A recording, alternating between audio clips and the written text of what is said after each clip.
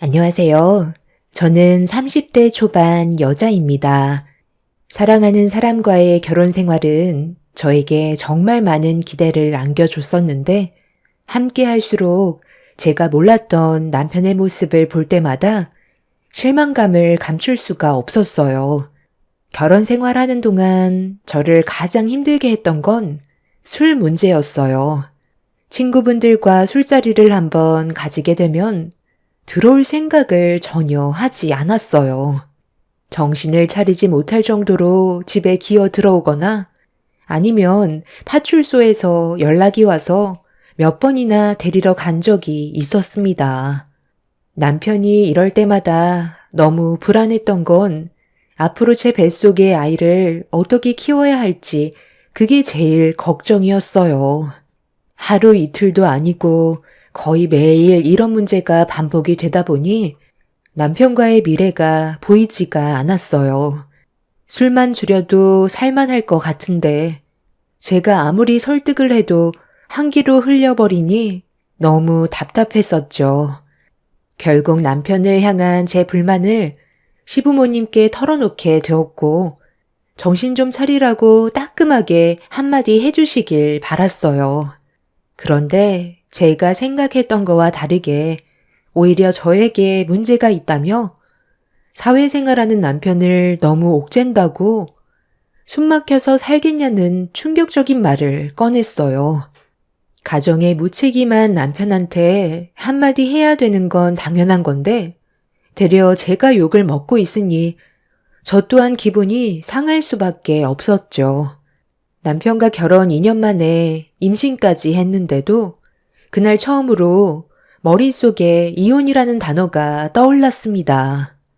하지만 갈라서겠다는 말이 입 밖으로 나오지 않았어요. 임신을 한 제가 남편 없이 혼자 애를 키운다는 게 두려웠었죠. 지금 이 사람 편을 드는 건 정말 너무한 거 아니세요? 저와 결혼을 했고 집안의 가장이면 기본적인 것들을 해야 되는 건 당연한 건데 결혼 전과 똑같이 행동하는 건 문제가 있는 거죠. 그런데 제가 이 사람을 옥죄인다고요? 술 퍼먹고 파출소에서 들어누운 거 몇 번이나 데려온 줄 아세요? 이게 정상적인 생활이 맞는다고 보세요? 살다 보면 이런 일 저런 일 있을 수도 있는 거지. 술 몇 번 마셨다고 그거 가지고 이렇게까지 일을 만들어야 되겠어? 스트레스 받으면 뱃속의 아이한테 안 좋다. 아직 아이도 태어나지 않았는데 벌써부터 집안의 가장 역할을 충실하게 해야 된다는 당신이 오히려 더 예민한 거 아니야?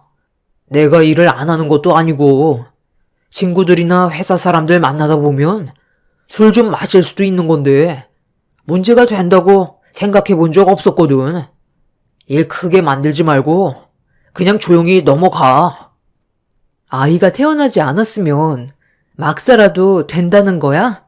결혼이라는 게 뭔데? 서로 미래를 함께하기 위한 약속인데 당신은 벌써부터 우리가 함께했던 서약을 깨버렸잖아. 불안감을 조성하는 결혼 생활이 얼마나 오래 갈 것 같은데?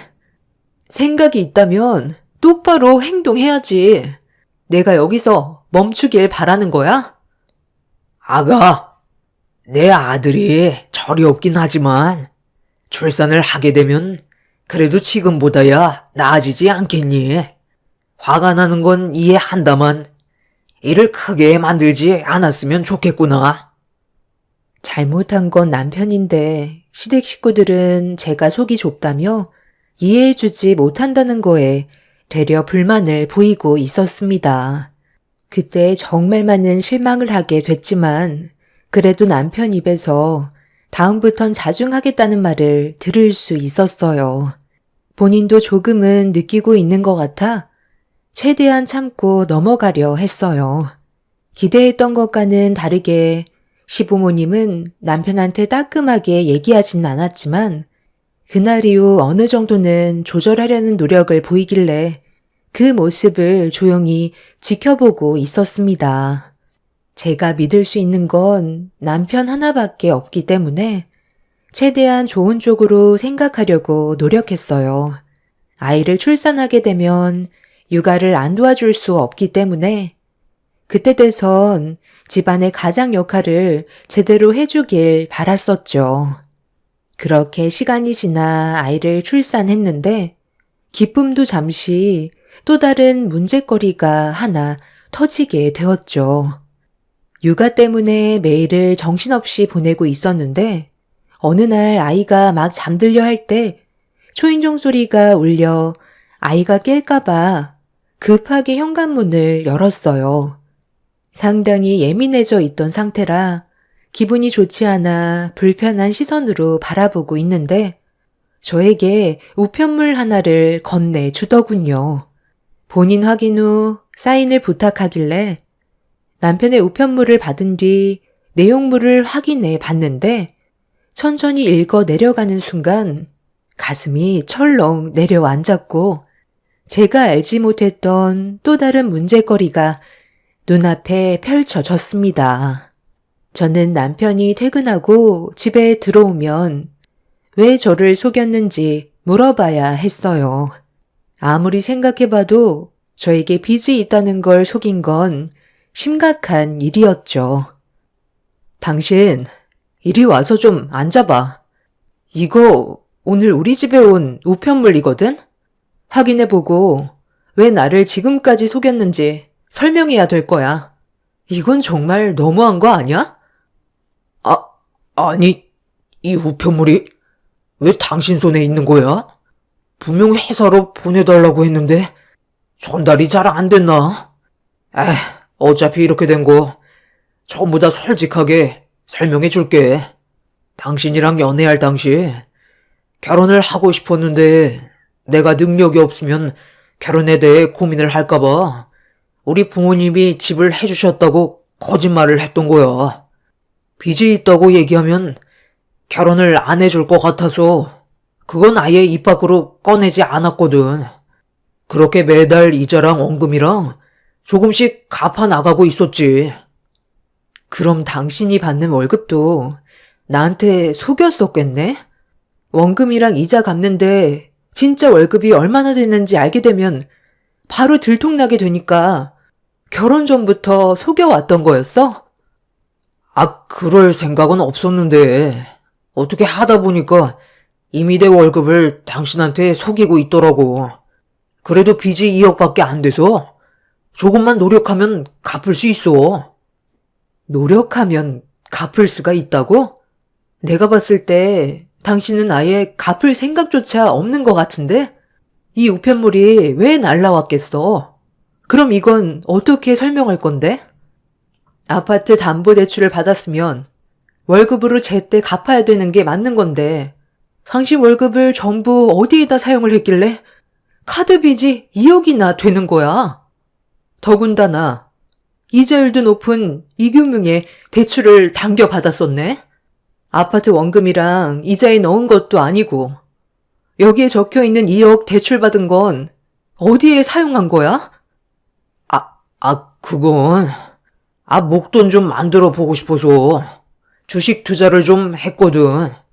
그런데 손실이 나버려서 카드 빚을 갚는데 허덕이다 보니까 아파트 담보대출을 받은 원금과 이자를 납부하지 못하는 바람에 일이 좀 복잡하게 되어버렸네.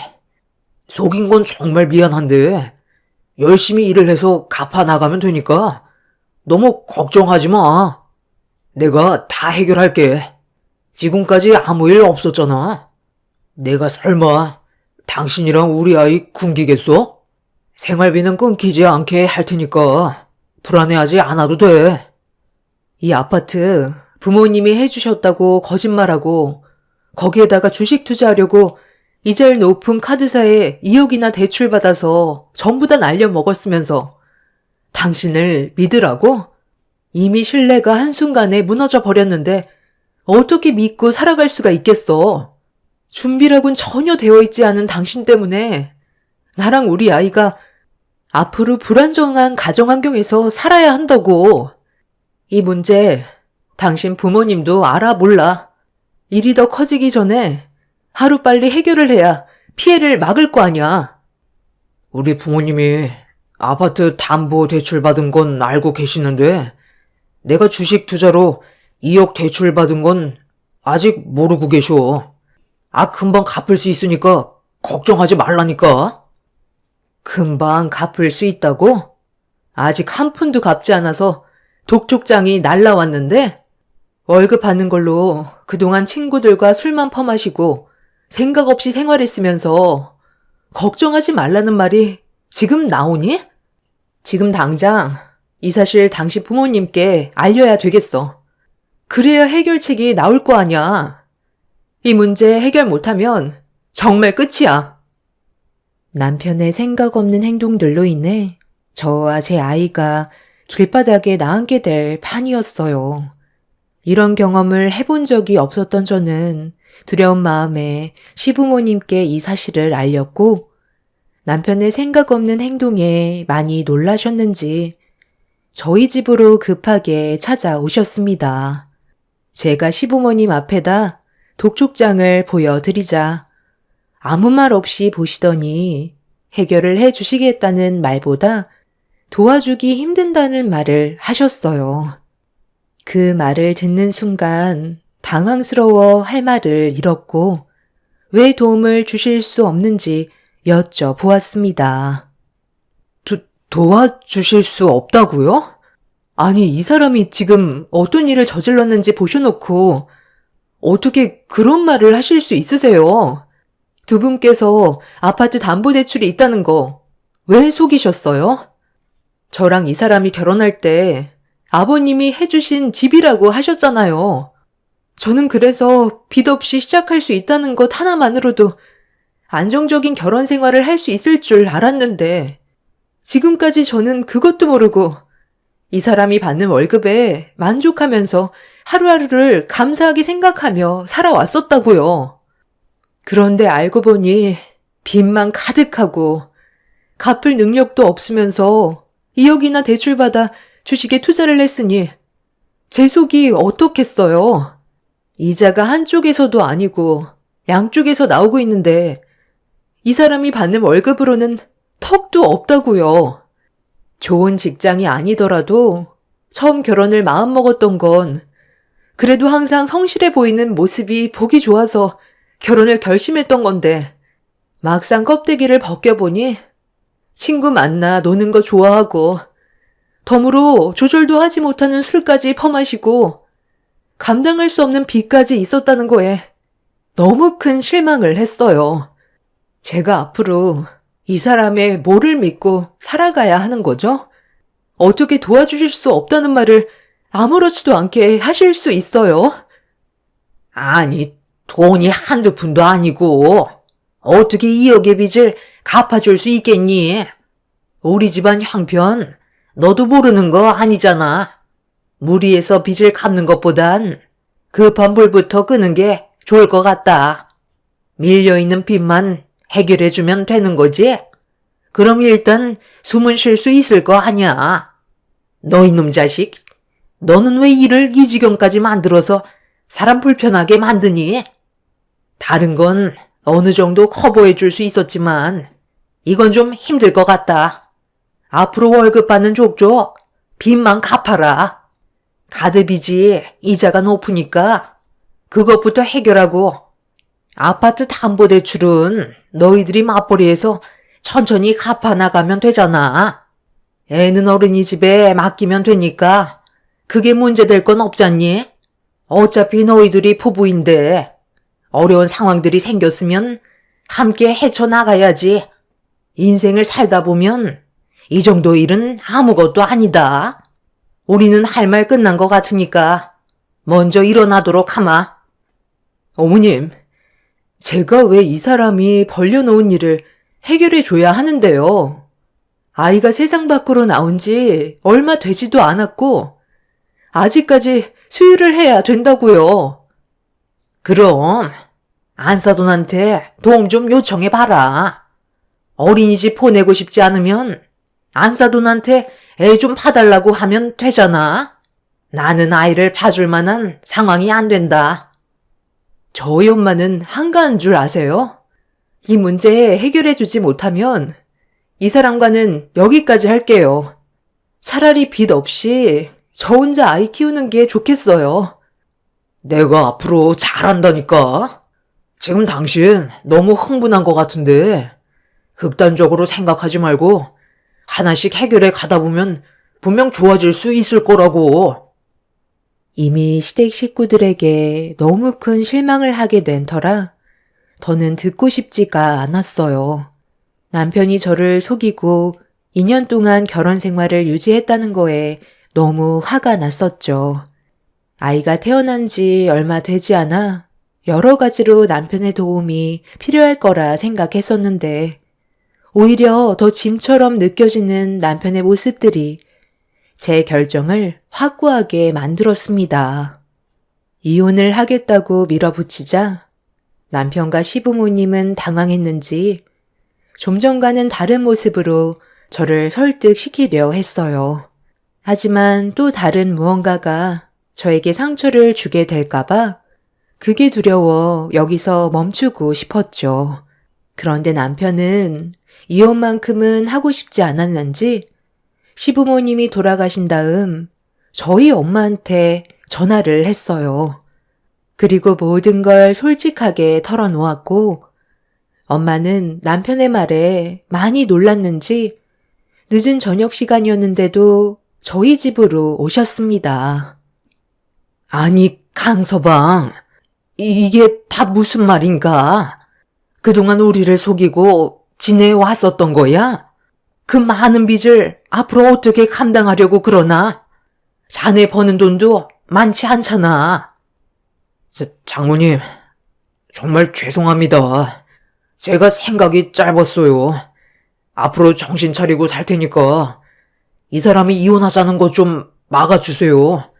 아이도 이제 막 세상 밖으로 나왔는데 제 손이 얼마나 많이 필요하겠어요. 그런데 이혼을 하게 되면 아빠 없는 아이로 자라게 되는 거잖아요.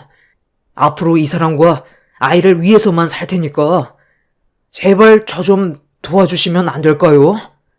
친구도 안 만나고 이제 술도 끊을 테니 한 번만 기회를 주세요. 한 번 정도는 기회를 주실 수 있잖아요. 무릎이라도 꿇겠습니다. 자네가 저지른 일에 대해서는 할 말이 없지? 아파트 담보대출은 이해할 수 있지만 목돈을 만들기 위해 갚지도 못할 2억을 따로 대출받아 주식에 투자하고 모든 걸 탕진한 건 절대로 용서를 받을 수 없는 행동일세. 일단 내 딸과 단둘이 대화 좀 하고 싶으니 자리 좀 비켜주겠나? 무엇보다 내 딸이 자네와 더는 함께 살고 싶지 않다면 나 또한 방법이 없으니 일단 내 딸의 생각은 어떤지 먼저 들어보고 나서 자네와 얘기하도록 하지. 그래, 이제 우리 둘만 남았으니 얘기 좀 해보자. 앞으로 어떻게 할 생각이야? 지금의 상황을 봤을 때 이혼은 불가피할 것 같지만 그래도 무슨 일이든 신중해야 되니까 앞으로의 계획이 어떤지 드러나 보자. 강서방이 100번 잘못을 한 건 맞는데 이제 막 태어난 자기 자식과 떨어지고 싶지 않은 모양이야. 이대로 이혼해도 정말 괜찮겠어? 저 사람이랑 더 살다가는 제가 어떻게 될지도 모르겠어요. 지금 너무 큰 실망을 해서 더 이상 받아주고 싶은 마음도 없어요. 이혼은 확실하게 정했어요. 마지막으로 딱 한 번만 믿어달라는데 그것조차 싫은 거지? 그런데 엄마 입장은 좀 다르거든. 누구나 실수는 할 수 있고 그걸 바로잡을 기회는 줘야 한다고 생각해. 그래서 이번을 마지막으로 기회를 주는 건 어떨 것 같니? 엄마가 도와줄 테니 강서방을 믿고 다시 시작하는 거야. 엄마 믿고 따라와 줄 수 있어? 엄마가 왜 도와줘요? 그럴 필요 없어요. 제가 그동안 같이 살면서 겪어봤지만 절대로 바뀔 수 있는 사람이 아니에요. 기회 같은 것도 줄 필요 없어요. 가정에 충실할 수밖에 없게끔 만들면 되잖아. 너 혼자 아이를 감당하며 키우는 것도 쉬운 문제가 아니야. 엄마랑 아빠도 일이 많이 바쁜 거 너도 알잖니. 엄마는 무슨 생각을 가지고 계신지 남편한테 마지막으로 기회를 한 번 더 주길 원하고 있었어요. 남편의 모든 게 마음에 안 들었지만 바로잡을 수 있을 것 같다는 엄마의 말에 제 아이의 얼굴을 한번 바라본 뒤 어떤 식으로 지금의 상황을 해결해 주실지 저도 궁금해서 엄마의 말을 따르기로 결정하게 되었습니다. 그렇게 저와 엄마의 대화가 끝이 나고 남편이 다시 거실로 나왔을 때 엄마는 종이 한 장을 내밀었어요. 그리고 진지하게 대화를 다시 풀어나가셨죠. 어때? 자네가 손해볼 건 없잖아? 이 정도 각오도 하지 않고 내 딸을 붙잡으려 했던 건 아니지? 강서방 자네가 정말로 내 딸과 아이를 생각한다면 내가 말한 조건 앞에선 조금의 고민도 하지 말아야 되는데 내 뜻을 따르지 않겠다는 걸 보면 방금 한 말들도 전부 거짓이었다는 거네. 그럼 더는 내가 해결해 줄 수 있는 방법은 없을 것 같은데 대화 끝났으면 나는 먼저 일어나 보도록 하지. 강서방 자네는 조만간 내 딸과 이혼하고 그에 따른 재산 분할과 위자료를 준비하게. 양육비는 당연히 줘야 하는 거 알지? 자네 때문에 내 딸의 인생을 망쳤는데 조용히 넘어갈 거라 생각한 건 아니지? 하겠습니다. 제가 한 번만 믿어달라고 했으니 그렇게 하면 되잖아요. 가드빚 2억을 갚아주신다는데 저도 어느 정도 감수는 해야 되겠죠. 남편은 엄마 조건에 도장을 찍었고 거래는 성사가 되었습니다. 2억을 갚아주시는 대신 엄마는 남편 명의로 되어 있는 아파트를 제 명의로 돌려주겠다는 거였어요. 손해를 보면서 남편을 도와줄 필요는 없기 때문에 엄마도 어느 정도 생각을 가지고 계셨던 거죠. 아파트 가격이 4억 중반이라 2억을 갚아줘도 손해가 나지는 않기 때문에 나쁜 조건은 아니었어요. 담보대출빚과 원금 또한 남편이 벌어들이는 월급으로 차감이 되는 거라 저희가 손해볼 건 없었죠. 엄마는 저희가 살고 있는 아파트가 무조건 오를 거라고 확신하셨어요. 남편이 감당할 수 있을 정도의 카드빚이 아니었기 때문에 어쩔 수 없이 엄마의 조건을 받아들이게 되었고 이혼을 한다 해도 재산 분할 시 남편은 단 한 푼도 가져갈 수 없다는 각서에 도장과 함께 본인의 얼굴이 나오는 영상을 찍은 다음 엄마가 시키는 대로 모든 걸 해 나갔어요.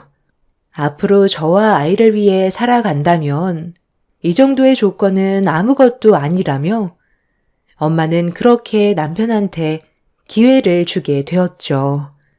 저 또한 남편이 변화되길 간절히 바랐고 다음날 아파트의 소유는 제 명의로 변경이 되었습니다. 그만큼 남편은 저와 아이를 위해 살고 싶다는 걸 확실하게 보여주었죠. 마지막으로 한 번만 믿어달라고 했던 남편은 그 난리가 난 이후 가정에 충실한 모습을 보여줬고 친구들과 저는 술을 마시지 않았어요. 퇴근하고 무조건 집으로 달려와 아이를 돌봐주었죠.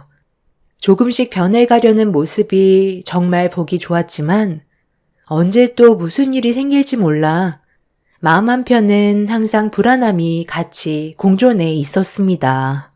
그렇게 몇 달의 시간이 지나는 동안 별일 없이 잘 지내고 있었는데 어느 날 엄마와 함께 남편 회사로 잠깐 찾아간 적이 있었어요. 오래간만에 외식이나 함께 하려고 약속을 잡았었고 남편이 나오기만을 기다리고 있었습니다. 그런데 약속했던 시간보다 좀 늦어지길래 전화를 했는데 남편이 전화를 받지 않더라고요. 다른 회사 직원들은 전부 다 퇴근했는데 야근도 없는 날에 밖으로 나오질 않아 무슨 일이 생겼을까봐 불안한 마음을 가지고 회사 입구를 바라만 보고 있던 사이 아이가 기저귀에 볼일을 봤는지 칭얼거리길래 화장실에 들려 기저귀를 갈아준 뒤 밖으로 나왔는데 남편이 밖으로 나왔는지 목소리가 들려오고 있었어요. 저도 아이를 안고 서둘러 남편과 엄마가 있는 곳으로 걸어가던 도중 점점 선명하게 들려오는 대화 소리에 제 걸음이 멈춰져 버렸습니다.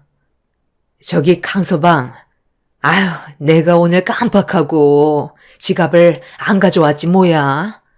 미안한데 급전 20만 원만 꺼줄 수 있을까? 오늘 식사 끝나고 따로 만날 사람이 있는데 차비하고 내가 식사를 대접해야 하는 상황이라 어느 정도 돈이 필요할 것 같거든. 중요한 약속인데 지갑을 현관문 앞에 두고 와 버렸네. 빌려줄 수 있는 거지? 네? 아니 장모님, 혹시 치매세요? 껄끄럽게 왜 저한테 빌려달라고 하세요? 그리고 오늘 외식하기로 했다고요? 저는 들은 말이 없는데요. 그 사람과 단둘이 식사하기로 했던 거지. 장모님과 식사 자리를 마련한 적은 없어요. 뭔가 착각하고 계신 것 같은데 괜히 방해하지 마시고 그만 들어가세요. 사위한테 20만 원을 빌려달라는 게 말이 됩니까? 뭐라고? 아니, 자네 무슨 말을 그리 섭섭하게 하나? 내가 얼마 전에 도와달라고 했을 때 빚을 갚아줬던 거는 벌써 까먹은 거야? 도와달라고 할 때는 나한테 온갖 불쌍한 척 다 하길래 내 딸을 봐서 기회를 줬는데 받을 건 다 받았다 이거야? 내가 사람 잘못 본 것 같구만. 나중에 다시 얘기하도록 하지. 그러시던지요. 꼴랑 이어 갚아주면서 명의를 초라마라 조건 거시며 치사하게 나오셨으면서 돈을 빌려달라고요? 어차피 저는 빚 갚았고 지금 살고 있는 집이야 이혼하지만 않는다면 저희 둘의 재산이나 다름없으니까 그게 상관없거든요. 집사람이 먼저 세상을 떠날 수도 있는 건데 그렇게 되면 모든 재산은 어차피 제 것이 되는 거잖아요. 여기까지 생각은 못 하셨죠? 저는 절대로 이혼하지 않을 거예요. 아파트가 얼마짜리인데 그걸 포기하고 이혼하겠어요? 잠깐 쉬고 있는 것 뿐이라고요. 기회는 언젠가 또 오기 마련입니다. 저기요, 여기 잡상인 내보내세요. 남의 회사에 외부인을 함부로 출입시키면 어떡해요? 집사람한테 괜히 쓸데없는 얘기 하지 마세요. 지금 잘 지내고 있는데 슬퍼하는 모습 보고 싶은 건 아니죠? 당신 지금 우리 엄마한테 방금 뭐라고 그런 거야? 잡상인이라고 그랬어? 지갑을 안 가지고 오셔서 이따가 약속이 있다고 20만 원 빌려달라고 부탁했는데 왜 빌려줘야 하냐고? 당신이 생각 없이 대출 받은 카드빚 2억을 갚아주셨는데 콜랑 20만 원 때문에 우리 엄마한테 상처를 줘? 원래 이런 사람이었던 거야? 아이, 어디 있다가 나타난 거야? 아니, 나는 오늘 장모님과 같이 식사하는 줄 몰랐는데 갑자기 나타나서 우리 둘이 좋은 시간 보내려 했는데 전부 망쳐버렸잖아. 그래서 기분이 좀 안 좋아서 나도 모르게 좋은 말이 안 나왔던 것 뿐이야. 내가 설마 안 좋은 감정으로 얘기했겠어? 그냥 좀 서운해서 그런 거였다니까.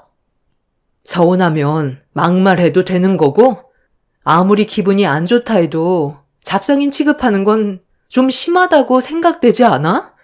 그동안 우리 엄마를 어떻게 보고 있었길래 표정 하나 안 바뀌고 그런 말을 함부로 뱉을 수가 있어. 몇 달간 조용한 듯 싶더니 또 일을 만들어 버리니? 더는 실망할 것도 없을 것 같다. 제가 몸을 돌려 엄마의 손을 잡고 남편의 회사 밖으로 나가려 하자 저를 붙잡은 남편이 업무상 스트레스가 많아서 그랬던 것 같다며 좋게 풀어가려 했지만 이미 기분이 상해버린 저는 남편의 팔을 뿌리쳤어요. 그런데 그 순간 갑자기 경비분들께서 남편의 이름을 부르며 우르르 몰려왔고 남편은 경비원들을 보고 화들짝 놀라며 도망을 치려 회사 밖으로 뛰쳐나가려 하는데 엄마가 남편의 다리를 걸어 넘어뜨렸어요. 바닥으로 한 바퀴 뒹굴게 된 남편이 심하게 넘어졌는지 고통스러워하며 힘겹게 일어났는데 남편의 몸에서 갑자기 이상한 물건들이 우르르 쏟아져 나왔습니다. 번쩍거리는 물건들이 바닥으로 떨어졌고 그 사이 경비원들이 남편을 잡고 회사 밖으로 끌어낸 뒤 경찰에 신고를 하고 있었죠. 바닥에 떨어진 물건들은 충격적이게도 꽤 많은 금품들이었어요. 회사 직원들이 전부 퇴근한 틈을 타 몰래 금품을 훔치고 있던 거였고 경비원들에게 발각이 된 상태였던 거죠. 더 충격을 받았던 건 경비원들이 이 사실을 알게 된 게 꽤 오래 됐었는데 CCTV에 잘 포착이 안 돼 어려움을 겪던 도중 대표실에 들어가는 모습이 찍히게 되면서 남편이 범행을 저질렀다는 걸 확실히 알게 되었고 꼬리가 길었던 남편은 결국 붙잡히게 된 거였습니다. 그렇게 경찰 조사를 받게 된 남편은 금품을 처분한 돈으로 저 몰래 미련을 버리지 못한 주식에 투자를 하고 있었어요. 그리고 금품으로 처분한 돈으로 투자한 주식은 전부 손해를 보게 되었죠. 이 문제로 남편은 법적인 처벌을 받을 수밖에 없었고 충격적인 사실을 알게 된 저희 가족은 더는 남편과 함께 할 수가 없었습니다. 마지막으로 기회를 줬지만 남편은 그 기회를 걷어차 버린 거였죠. 그렇게 저희 부부는 끝내 이혼을 할 수밖에 없었어요. 그리고 남편은 저에게 어떠한 재산도 가져갈 수 없는 각서와 본인이 그렇게 하겠다는 영상을 찍었기 때문에 저에게 땡전 한 푼 받아갈 수가 없었습니다. 저는 남편과 함께 살던 아파트를 처분하고 남은 차익으로 아이와 함께 살아갈 적당한 집 하나를 마련했어요. 저희가 처분할 때 기존 시세보다 높아져서 기회를 보고 처분하게 되었죠. 남편은 지속적으로 범행을 저지른 점에 대해 법적 처벌을 면할 수가 없었고 징역 1년 6개월의 형을 받았다는 소식까지 들을 수 있었습니다. 처음 결혼했을 당시부터 저를 속이고 있었지만 그래도 아이 아빠라는 이유 하나로 지금까지 참아왔었어요. 하지만 남편은 전혀 변화되는 모습을 보여주지 않았었죠. 결국 끝은 안 좋게 끝나게 됐지만 지금이라도 빠져나온 거에 대해 감사할 뿐입니다. 앞으로 제 아이와 함께 열심히 살아가려고요. 저런 개차반 같은 남편이 옆에 있는 것보단 차라리 저 혼자 아이를 키우는 게 훨씬 더 좋을 것 같네요. 제 기막힌 사연 들어주신 분들, 오늘 하루도 즐거운 날들 만들어 가시길 바라며 무더운 날 건강 조심하세요. 감사합니다.